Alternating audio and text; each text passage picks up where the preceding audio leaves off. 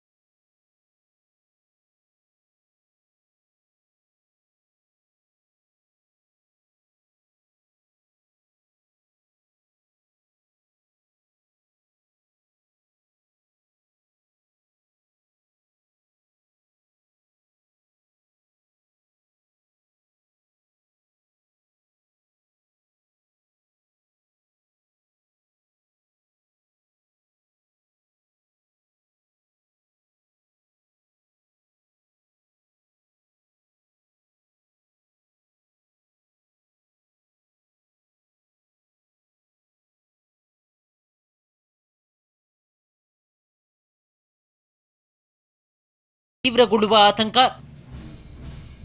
Corona ಕಡಿವಾಣಕ್ಕೆ 5T ಸೂತ್ರಕ್ಕೆ Modi ಮೆಚ್ಚುಗೆ. ಈಗಲೇ ಮಿತಿಮೀರಿ ಆರ್ಭಟಿಸುತ್ತಿರುವ ಹೆಮ್ಮಾರಿ ಫೆಬ್ರವರಿಯಲ್ಲಿ ನಿರೀಕ್ಷೆಗೂ ಮಿತಿಮೀರಿ ದಾಳಿ ಮಾಡುವ ಸಾಧ್ಯತೆ ಇದೆ. ಬಹುತೇಕ ಫೆಬ್ರವರಿ ತಿಂಗಳಲ್ಲಿ 3ನೇ ಅಲೆ ತೀವ್ರಗೊಳ್ಳುವ ನಿರೀಕ್ಷೆ ಇದೆ. ಅಲ್ಲದೆ ರಾಜ್ಯದಲ್ಲಿ ಕೋವಿಡ್ ನಿರ್ವಹಣೆಗೆ 5T ಸೂತ್ರ ಅಂದ್ರೆ testing, tracking, tracing, triaging technology ಬಳಕೆಯ ಸೂತ್ರಕ್ಕೆ ಪ್ರಧಾನಿ ಮೋದಿ ಮೆಚ್ಚುಗೆ ವ್ಯಕ್ತಪಡಿಸಿದ್ದಾರೆ.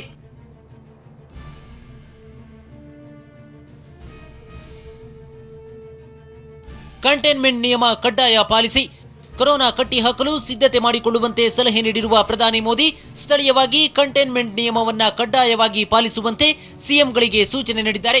ಅಲ್ಲದೆ ಹೋಮ್ ಐಸೋಲೇಷನ್ನಲ್ಲಿ ಚಿಕಿತ್ಸೆಗೆ ಹೆಚ್ಚು ಆದ್ಯತೆ ನೀಡಿ ಹೊಸ ಐಸೋಲೇಷನ್ನಲ್ಲಿ ಟ್ರ್ಯಾಕಿಂಗ್, ಟ್ರೀಟ್ಮೆಂಟ್ನತ್ತ ಗಮನ ಹರಿಸಿ ಅಂತಲೂ ಪ್ರಧಾನಿ ಸೂಚಿಸಿದ್ದಾರೆ.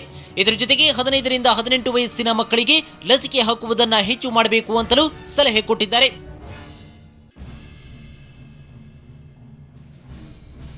लोकल कंटेनमेंट पर ज्यादा फोकस करना बेहतर होगा. जहां से ज्यादा केस आ रहे हैं, जहां ज्यादा से ज्यादा और तेजी से टेस्टिंग हो, ये सुनिश्चित करना भी आवश्यक है कि होम आइसोलेशन में ही ज्यादा से ज्यादा ट्रीटमेंट हो सके. इसके लिए होम आइसोलेशन से जुड़ी गाइडलाइंस को, प्रोटोकॉल को, उसे फॉलो करना और स्थितियों के अनुसार इंप्रूवाइज करना भी बहुत जरूरी है. ಎಲ್ಲಾ ರೀತಿಯ ಪ್ರಭೇದ ಎದುರಿಸಲು ಕೇಂದ್ರ ಸಿದ್ಧ. ಏನು ಕೇಂದ್ರ ಸರ್ಕಾರ ಟೆಲಿಮೆಡಿಸಿನ್ ಸೌಲಭ್ಯ ಒದಗಿಸಿದೆ. ಸೋಂಕಿತರಿಗೆ ಟೆಲಿಮೆಡಿಸಿನ್ ಸೌಲಭ್ಯ ಸಹಕಾರಿಯಾಗಿದೆ. ಆರೋಗ್ಯ ಕ್ಷೇತ್ರದ ತುರ್ತು ಮೂಲ ಸೌಲಭ್ಯ ಹೆಚ್ಚಿಸಲಾಗಿದೆ. ಎಲ್ಲಾ ರೀತಿಯ ಪ್ರಭೇದ ಎದುರಿಸಲು ಕೇಂದ್ರ ಸಿದ್ಧವಿದೆ. ಎಲ್ಲ ರಾಜ್ಯಗಳ ಜೊತೆ ಸಹಕರಿಸಲು ಕೇಂದ್ರ ಸರ್ಕಾರ ಸಿದ್ಧವಿದೆ. ಇಂತಹ ಸಂದರ್ಭದಲ್ಲಿ ಆಯುರ್ವೇದ ಪದ್ಧತಿ ಸಹಕಾರಿಯಾಗಿದೆ. ಸಾಂಪ್ರದಾಯಿಕ ಮನೆ ಔಷಧಗಳು ಉಪಯೋಗಕಾರಿಯಾಗಿದೆ. ಕೊರೋನಾ ವಿರುದ್ಧದ ಹೋರಾಟಕ್ಕೆ ಎಲ್ಲರೂ ಸಹಕರಿಸಿ ಅಂತ ಸಭೆಯಲ್ಲಿ ಮೋದಿ ಕರೆ ನೀಡಿದ್ದಾರೆ.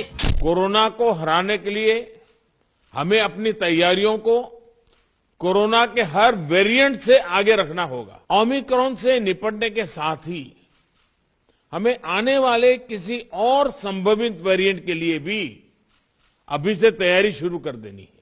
मुझे विश्वास है हम सभी का आपसी सहयोग,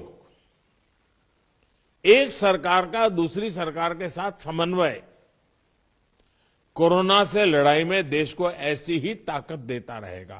ಒಟ್ನಲ್ಲಿ 3ನೇ ಅಲೆ ಬಗ್ಗೆ ಪ್ರಧಾನಿ ಮೋದಿ ಕಳವಳ ವ್ಯಕ್ತಪಡಿಸಿದ್ದಾರೆ. ಅಲ್ಲದೆ ಹೆಮ್ಮಾರಿ ನಿಯಂತ್ರಿಸಲು ಕಟ್ಟುನಿಟ್ಟಿನ ಕ್ರಮ ಕೈಗೊಳ್ಳುವಂತೆ ಸೂಚನೆ ನೀಡಿದ್ದಾರೆ. ಹೀಗಾಗಿ ರಾಜ್ಯದಲ್ಲಿ ಇನ್ನಷ್ಟು ಕಠಿಣ ರೂಲ್ಸ್ ಜಾರಿಯಾಗುತ್ತಾ ಅನ್ನೋದು ಭಾರಿ ಕುತೂಹಲ ಕೆರಳಿಸಿದೆ. ಹರೀಶ್, ಟಿವಿ9 ನವದೆಹಲಿ.